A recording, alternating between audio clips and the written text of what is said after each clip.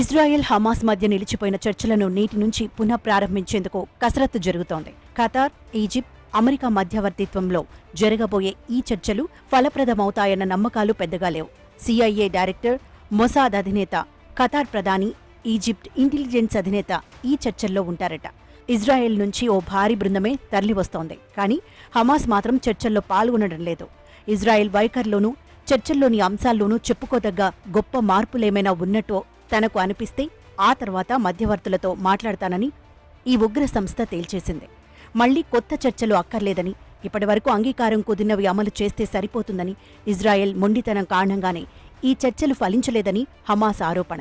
ఈ వారాంతంలోగా ఇజ్రాయెల్ మీద ఇరాన్ ప్రతీకార దాడి ఖాయమని అనుమానిస్తున్న అమెరికా ఆ దాడి ఆగాలంటే ఈ చర్చలు ఫలించాలని హెచ్చరిస్తోంది. కరడుగట్టిన మితవాద శక్తులతో కలిసి ప్రభుత్వాన్ని నడుపుతున్న ఇజ్రాయెల్ ప్రధాని బెంజమిన్ నెతన్యాహు తన మిత్రులకు ఆగ్రహం కలగకుండా ఉండేందుకు దేశ ప్రయోజనాలను పణంగా పెడుతున్నారు.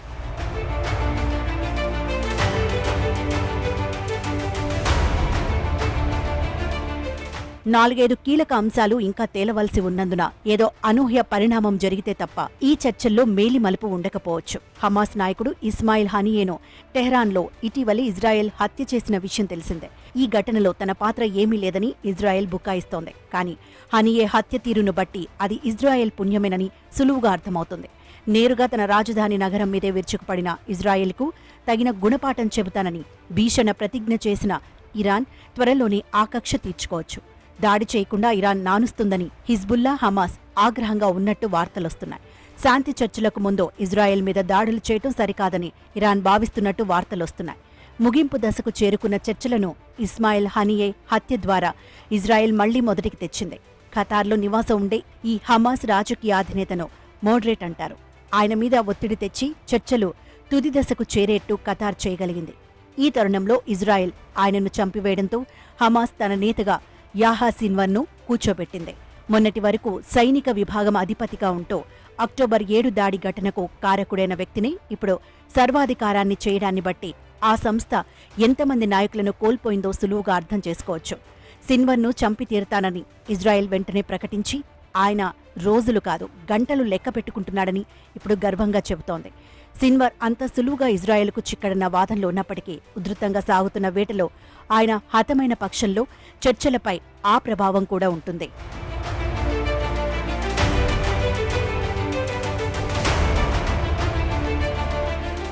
అలాగే కాస్త ఓపిక పట్టమంటూ అగ్రదేశాలు చేసిన విజ్ఞప్తిని ఇప్పటికే తిరస్కరించిన ఇరాన్ ఇస్మాయిల్ హనియే హత్యకు ప్రతీకారంగా ఇజ్రాయెల్ మీద దాడికి తెగబడిన పక్షంలోనూ చర్చలు సాగవు. ఏతావాత ఇజ్రాయెల్ తాను అనుకున్నది చేసుకుపోగలుగుతోంది. ఒక పాఠశాలను ఉగ్రవాద స్థావరంగా ప్రకటించి వందలాది మందిని హత్య చేయగల ఆ తెగింపు ఆశ్చర్యం కలిగిస్తుంది. యావత్ ప్రపంచము దిగ్భ్రాంతి చెందటం తప్ప మరేమీ చెయ్యలేకపోతోంది. శాంతి అంటోనే అమెరికా ఇజ్రాయెల్కు ఆయుధాలు ఇస్తోంది, యుద్ధ నౌకలను తరలిస్తోంది. చర్చల మీద నమ్మకం లేక అనేకంటే వ్యూహాత్మకంగానే హమాస్ నేరుగా పాల్గొనడం లేదన్నది వాస్తవం. చర్చల్లో పురోగతి కనిపిస్తూ కాల్పుల విరమణ ఒప్పందం కుదిరిన పక్షంలో తన ప్రతీకారాస్త్రాన్ని పక్కకు పెట్టగల అవకాశం ఇరాన్కు కూడా ఉంటుంది. ఇజ్రాయెల్ మీద దాడి కూడదంటూ ఇరాన్ను ఒత్తిడి చేస్తున్న అగ్రరాజ్యాలు అదే స్థాయిలో ఇజ్రాయెల్ మీద కాల్పుల విరమణ కోసం ఒత్తిడి తేవడం లేదన్నది వాస్తవం.